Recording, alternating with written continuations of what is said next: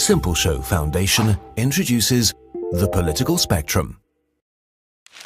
Meet Paul and Lena. They both care deeply about their community and want to ensure a brighter future for it.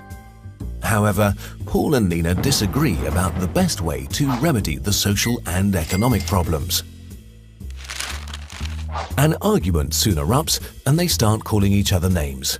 Left-wing and right-wing for starters, and just before a simultaneous rage quit, commie and Nazi. That escalated quickly. What do all these words even mean? And is there any way that Paul and Lena can work together? To answer these questions, we need to understand the political spectrum. The first dimension of the spectrum is from left to right. This describes how much the government should be involved in the economy.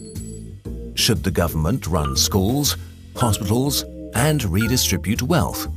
At the far left, all private property is abolished and resources are communally owned.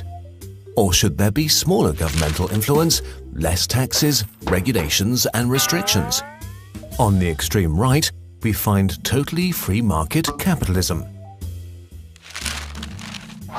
The vertical axis of the spectrum deals with social dimension. As you move towards the bottom, the rights and freedoms of the individual become more and more important. At its most extreme, we find anarchists. While at the top of the graph, people believe in group rights over individuals. At the very top, we find totalitarian regimes, communists on the left and Nazis on the right.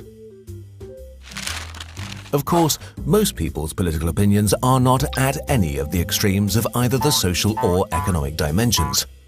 This graph is a two-divisional spectrum, which means that individuals can be positioned anywhere inside it. When Paul's and Lena's political beliefs are plotted on the spectrum, they see that although they have some very different ideas about the economy, they are both firmly in the bottom half, which means they respect each other's individual rights like freedom of speech and are opposed to totalitarian ideologies like communism and Nazism. Paul and Lena are delighted.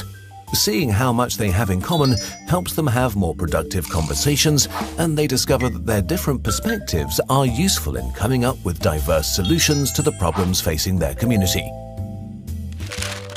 If you would like to find out your position on the political spectrum or would like to learn more, then visit the Political Compass and take their short online questionnaire.